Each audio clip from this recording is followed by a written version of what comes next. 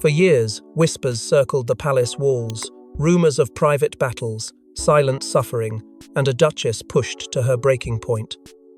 But no one expected Princess Catherine to speak. No one believed she would ever reveal what truly happened behind the velvet curtains of royal life.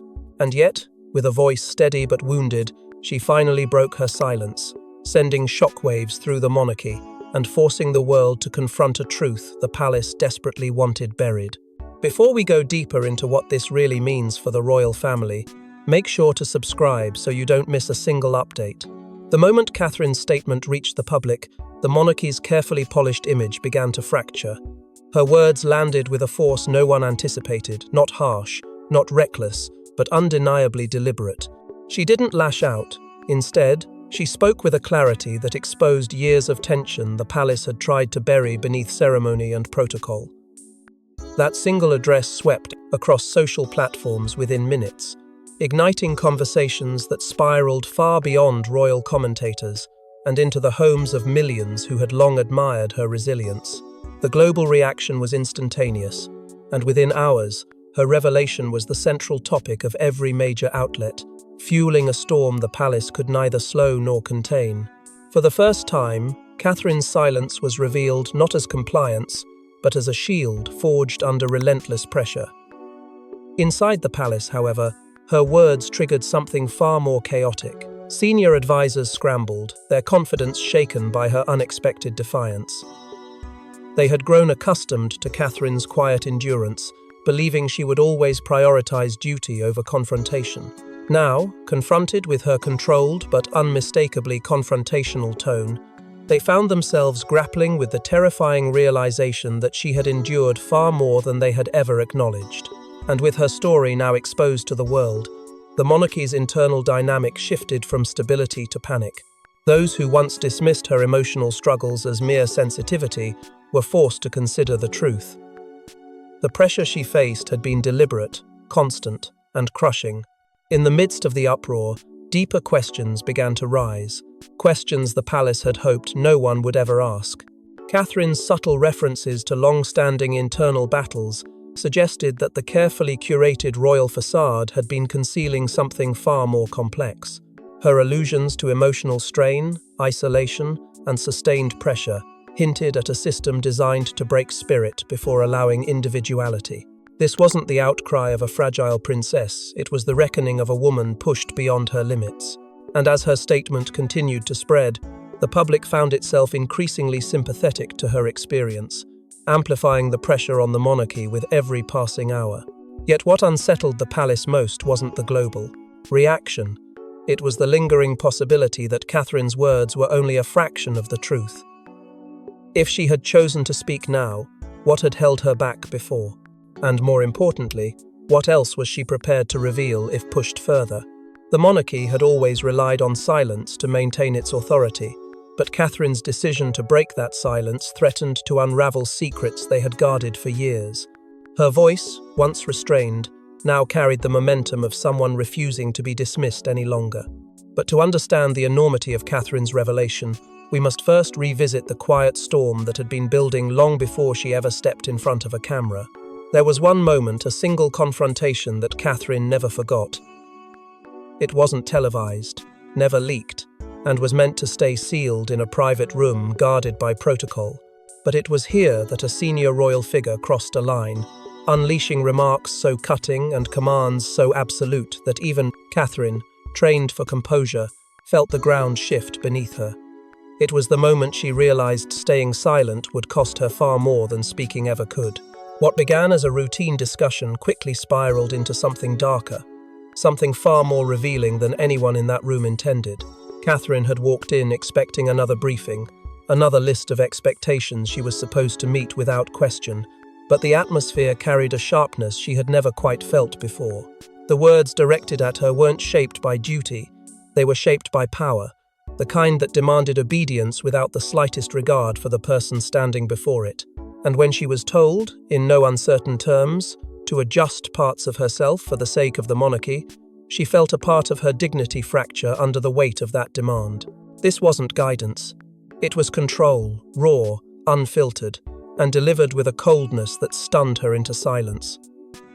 For a moment, Catherine tried to maintain her composure, clinging to the belief that diplomacy could soften the blows. But each response she gave was met with sharper criticism, pushing her closer to a boundary she had avoided for years. The expectations placed upon her were no longer veiled in politeness. They were delivered like commands carved into stone.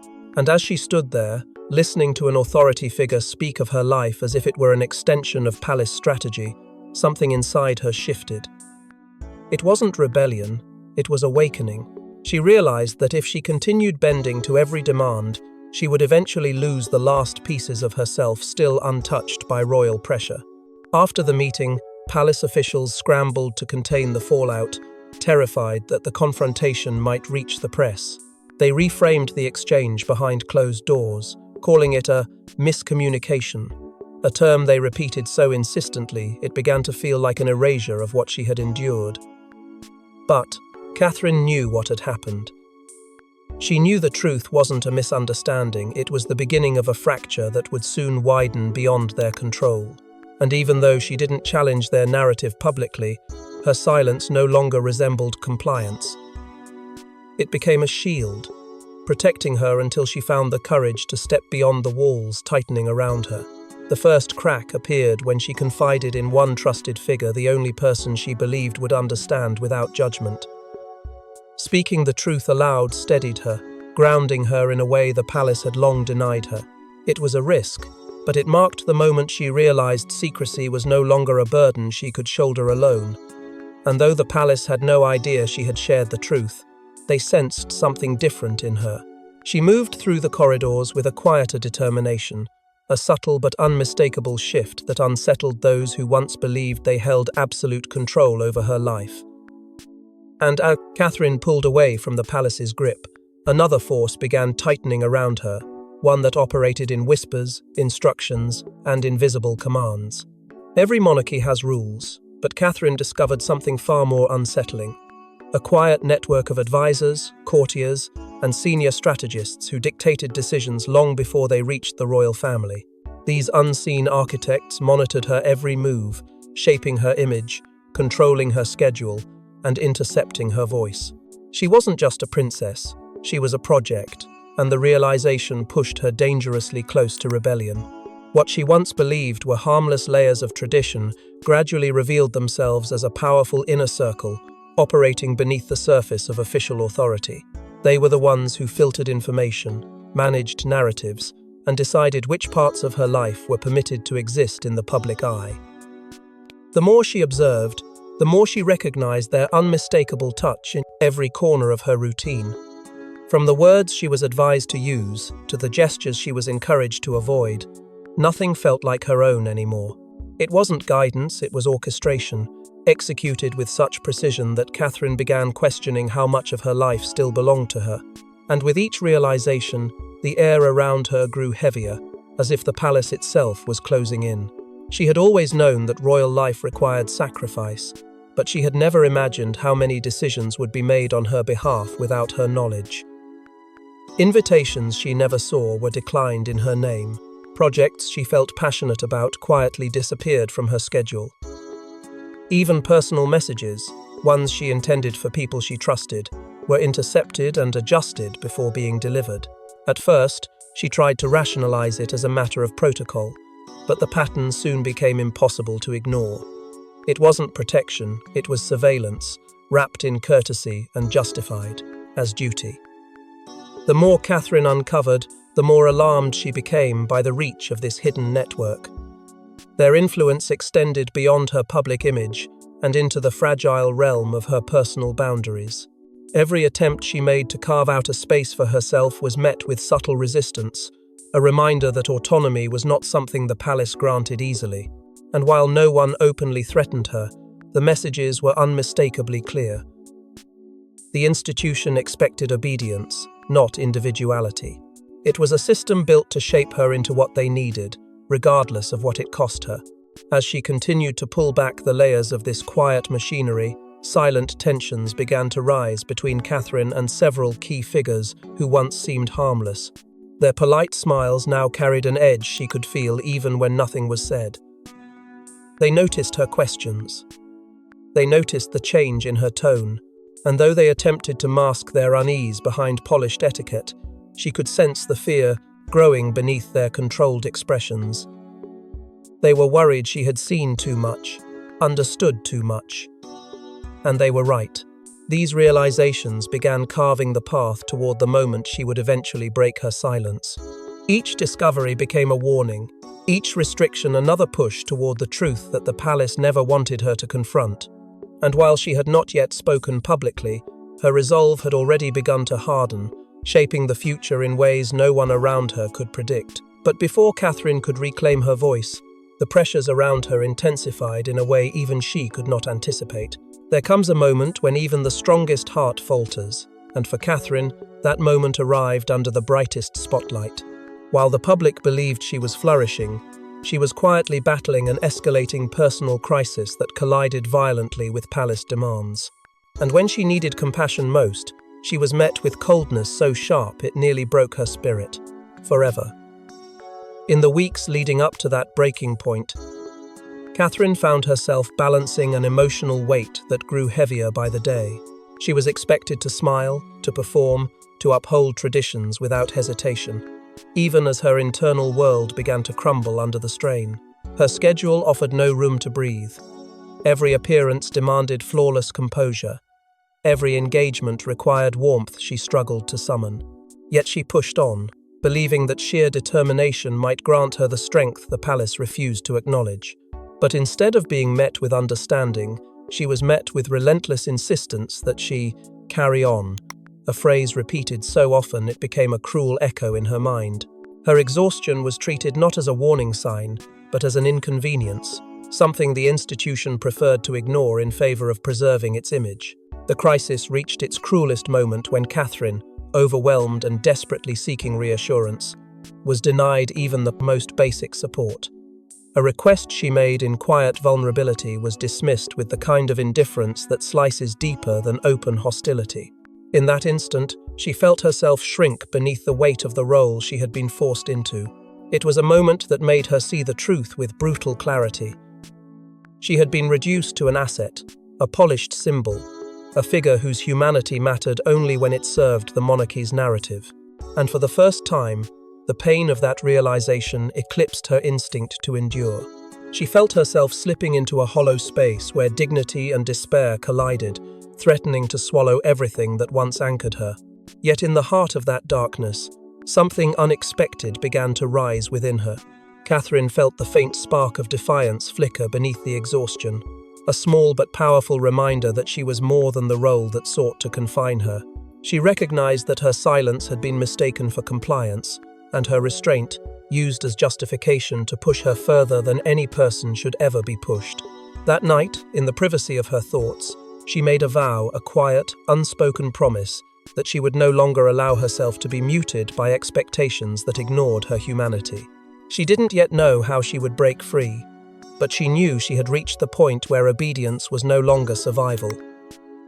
It was surrender, and she refused to surrender any longer. Those seeds of rebellion took root quickly, feeding on the injustice she had endured and the emotional wounds she could no longer hide. They strengthened her resolve, shaping a new clarity that would soon transform her gentle endurance into unshakable courage. And though the palace sensed a shift in her demeanor, they had no idea just how close she was to challenging the very framework they depended on to keep her silent. But Catherine's quiet vow soon transformed into something far more powerful, an unplanned confrontation that the palace change never saw coming. In a room filled with protocol, Catherine did the unthinkable. She challenged the very figures who once dictated her existence. Her voice, no longer restrained, surged with years of buried truth. And as she spoke, the shockwaves rippled through every corner of the establishment, sending a clear message that the princess they thought they controlled had finally awakened. The confrontation began with a single command, one more unreasonable demand layered on top of the countless expectations she had already been forced to carry. It was delivered with the same dismissive authority she had endured for years, but this time, something inside her snapped. Instead of lowering her head or softening her tone, Catherine pushed back. She questioned the order, not with defiance born of anger, but with the calm, unmistakable strength of someone who had reached her limit. The room fell unnervingly still, as if every breath held by the senior figures around her was suspended in disbelief. They had grown accustomed to her quiet compliance. They never imagined she would challenge the structure that shaped her life from the moment she entered the royal fold. As the discussion intensified, Catherine refused to retreat. She dismantled the constraints that had defined her role with measured words, exposing the emotional weight of their constant demands. The senior royals, long confident in their control, found themselves standing on unfamiliar ground. Catherine's tone, steady, unwavering, and deeply rooted in truth, shifted the room's energy entirely. Authority no longer flowed from the palace hierarchy, it radiated from her. The power dynamic that once left her voiceless now tilted sharply, revealing just how much strength she had carried beneath the surface. And for the first time, those who had underestimated her saw the depth of her resilience. The shock on their faces was unmistakable. The very people who believed they could mold her into a quiet symbol of tradition were forced to face the reality that Catherine was no longer willing to be shaped by their expectations. Her refusal to comply was not a moment of rebellion, it was a declaration of self-worth, forged through years of silent endurance. In that moment, she didn't just challenge an unfair command, she challenged the entire foundation of control that had kept her muted for so long. And the weight of that realization hit the room with the force of a storm. But what unsettled the palace most wasn't the confrontation itself. It was the unmistakable hint that Catherine was ready to take her truth beyond those walls. There was something in her tone, in the clarity of her words, that suggested she was done hiding what she had endured. She didn't threaten them. She didn't need to. Her presence alone delivered the warning. They understood that her silence, once so convenient for them, was no longer something they could depend on. The fear that spread among the senior royals wasn't just about losing control. It was about what might happen if the world learned the depth of the struggles she had been forced to carry. As Catherine stood her ground, the walls of protocol that once boxed her in began to crumble, revealing a future none of them could predict. They had pushed her too far, and now she was stepping into a strength they never imagined she possessed. But even this confrontation paled in comparison to what Catherine was about to do next. Breaking silence isn't just brave, it's dangerous. Catherine knew the cost of speaking out. She knew the monarchy's instinct to protect itself at all costs. Yet she also knew that staying silent would destroy her. In the quiet hours before she stepped forward, she wrestled with fear, doubt, and the haunting possibility that she might lose everything, including the family she fought to protect. In the days leading up to her decision, Catherine lived in a state of inner turbulence that few could imagine. Every thought she had was split between the instinct to protect herself and the duty she felt toward the truth she had carried alone for far too long. She replayed countless moments of silence, each one heavier than the last, realizing how many parts of herself she had sacrificed in the name of stability. But with each hour that passed, the weight of pretending grew unbearable. The contradiction inside her, the need for peace and the demand for honesty, pulled her in opposite directions, leaving her exhausted yet strangely resolute. She knew the risk was enormous, but the cost of remaining silent was becoming impossible to justify. As the moment approached, the emotional gravity of what she was about to do settled over her like a final warning. Catherine wasn't naive about the consequences. She understood that once her truth was released, she could never take it back. She understood that the world would analyze her every word, dissect her tone, question her motives, and search for cracks in her resolve. And still, she moved forward, because speaking had shifted from a choice to a necessity. The truth she carried had become too heavy to contain, and she feared that if she continued holding it in, the silence itself would break her. The palace, sensing the shift in her demeanor, moved quickly to halt what they feared was coming. Advisors urged her to pause, to reconsider, to wait for a better moment.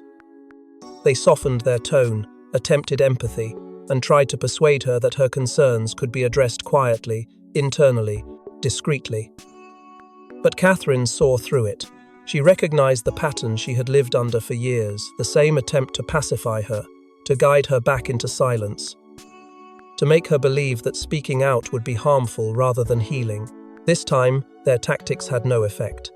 She refused to retract her words, refused to dilute her truth, refused to let fear steal the opportunity she had waited for her entire royal life. Inside her household, tension thickened with every hour that passed. Those closest to her felt the shift in the air, the sense that something irreversible was approaching. Some worried for her, others admired her courage, but none could change her mind. Her decision had become a force larger than the fear surrounding it. Catherine had reached a point where self-preservation no longer meant staying quiet. It meant reclaiming her voice, even if the consequences threatened everything she held dear. When the final moment arrived, she no longer trembled. She knew the risks, she understood the fallout, and she accepted the reality that the monarchy would never look at her the same way again. Truth had become her only path forward, and she walked it with the strength she had been denied for far too long. And then, with the world watching, she stepped forward and changed the monarchy forever. When Catherine finally spoke, her words didn't just land, they detonated. Her voice, steady but bruised, peeled back years of silent suffering and palace manipulation. And as the world listened in disbelief, even those closest to the royal power structure understood that nothing would ever return to the way it once was. She began with a calmness that unsettled even her supporters, because it carried the unmistakable weight of someone who had been pushed beyond endurance. Catherine didn't rely on carefully crafted palace language or rehearsed politeness. She spoke plainly, in her own words, about moments that had scarred her, expectations that had crushed her, and the shadows she had lived beneath for far too long. Every sentence carried a truth the monarchy had never intended anyone to hear. She wasn't emotional, she was precise, revealing only what she chose to share, yet saying enough to unravel years of silent battles she had endured alone. It was the first time the world heard Catherine without the filter of protocol, and the impact was immediate, undeniable, and irreversible. Within minutes, global media erupted. Headlines flashed across continents as commentators tried and failed to contain their shock. This wasn't a minor complaint or vague criticism. It was a revelation that shattered the image of harmony the palace had spent decades polishing. Every network demanded analysis, every journalist rushed to interpret her meaning, and every viewer felt something shift inside them as her words echoed across screens. Speculation surged like a tidal wave, and the palace found itself drowning in scrutiny it had no way to control. Catherine's truth had escaped the walls that once confined it, igniting a storm powerful enough to challenge the monarchy's very foundation. Behind palace gates, panic spread with startling speed. Advisors scrambled to craft statements, searching for ways to soften the blow without provoking more questions. They tried to dismiss her revelations as misunderstandings, but the sharpness of her clarity made such excuses feel hollow. Even senior royals who once believed they understood her were stunned by how accurately she described the internal pressures they had long denied. They realized too late that Catherine had not exaggerated a thing she had held back for years, and what she revealed now was only a fraction of what she had endured. Public reaction, however, was overwhelmingly sympathetic. People who had admired her from afar now felt a deeper connection, one forged not through ceremony, but through vulnerability. The world saw her as a woman who had been pushed to the edge and still chose honesty over fear. Messages of support flooded social platforms, drowning out palace attempts to regain control. And as Catherine's statement spread further, the pressure on the monarchy intensified, demanding accountability they were wholly unprepared to face. For the first time, the public wasn't just watching, they were demanding change. Yet what truly unsettled the institution was her closing line, delivered with quiet finality, a subtle promise that there was more she could reveal if forced to. It wasn't a threat. It was a warning, measured, deliberate, and far more powerful than any confrontation she had engaged in before. It signaled that Catherine was no longer afraid of the consequences, and that the truth, once awakened, would not be silenced again. But even as the world absorbed her truth, the true battle was only just beginning. The palace believed Catherine's statement was the climax, but it was only the beginning. Behind closed doors, power brokers scrambled to reassess alliances. Senior royals questioned how much more she might reveal, and the public waited, breath held, sensing that the cracks Catherine exposed were widening faster than anyone could control. The monarchy was no longer facing criticism, it was facing reckoning. Within hours of her words spreading across the globe, the palace launched a series of emergency meetings. What once would have been handled through quiet corridor conversations now became full-scale strategy sessions marked by panic, confusion, and rising fear. Advisors attempted to construct a unified response, but no argument, no draft, and no carefully shaped statement could fully counter the impact of Catherine's truth. They were no longer dealing with a rumor. They were facing a woman who had reached her threshold and spoken with undeniable conviction. And the institution that had relied on silence now found itself desperately searching for a way to contain the wildfire she had unleashed. Inside these tense rooms, the most powerful figures in the monarchy voiced their deepest worry. Catherine might speak again, and next time, she could be even more direct. They understood the danger of her honesty, the weight her words carried, and the loyalty she had earned from the public. If she revealed the full extent of what she had endured, the fallout would be catastrophic. This fear seeped into every discussion, overshadowing even the most carefully planned strategies. Yet no one dared to confront the truth aloud. Catherine's silence could no longer be controlled, and their attempts to restore order were already collapsing. Meanwhile, outside the palace walls, public pressure intensified with astonishing force. People demanded accountability, transparency, and answers the monarchy had avoided for years. Support for Catherine poured in from every corner of society, empowering voices that had long felt unheard. The public no longer viewed her as just a royal. They saw her as a woman who had survived, resisted, and finally exposed what so many suspected but could never confirm.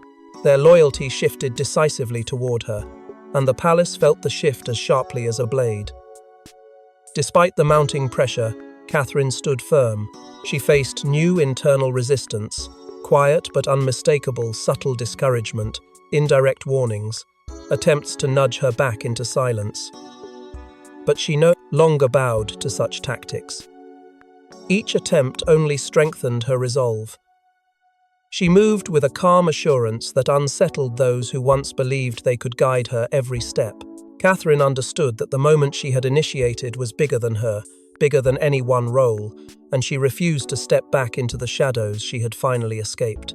Within the royal family itself, alliances began to shift in unpredictable ways. Some members, sensing the changing tide, offered quiet support. Others withdrew, afraid of being associated with the unfolding turmoil. Still others maneuvered behind the scenes, trying to position themselves in a rapidly changing landscape.